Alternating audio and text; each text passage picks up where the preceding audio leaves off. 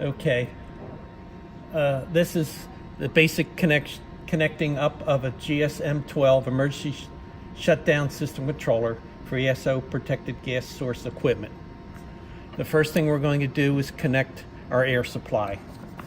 Going into the manual,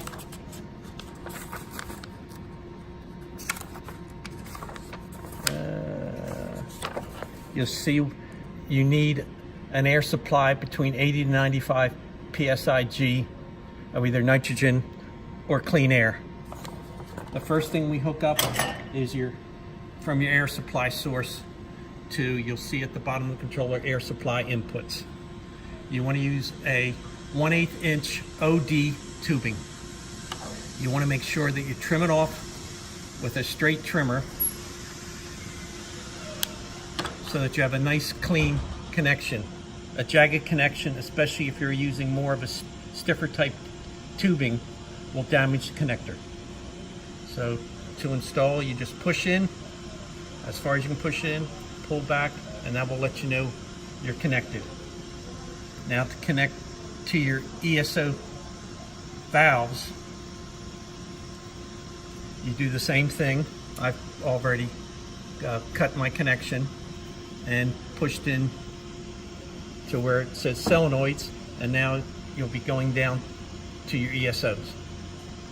The next thing is your electrical connections. For this, we're going to connect to the exhaust failure switch. Here on the back, if you go into the back of the manual, you'll see a schematic that'll explain where your inputs are. The one thing you must remove first to get it to operate is your remote start, which is 21 to 7. So take a screwdriver, loosen up 21 and 7 pin, remove the jumper. Going down the list, you'll see the exhaust failure is 25 and 11. So you remove the jumper to 25, 11. And your wires, I just take wires, strip them, and either tin them, or you can purchase crimps, straight pin crimps, and put on the end of the wires. So you make the connection. Put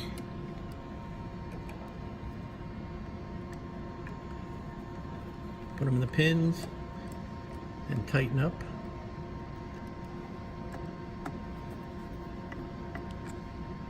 And your connection is made for your exhaust failure switch.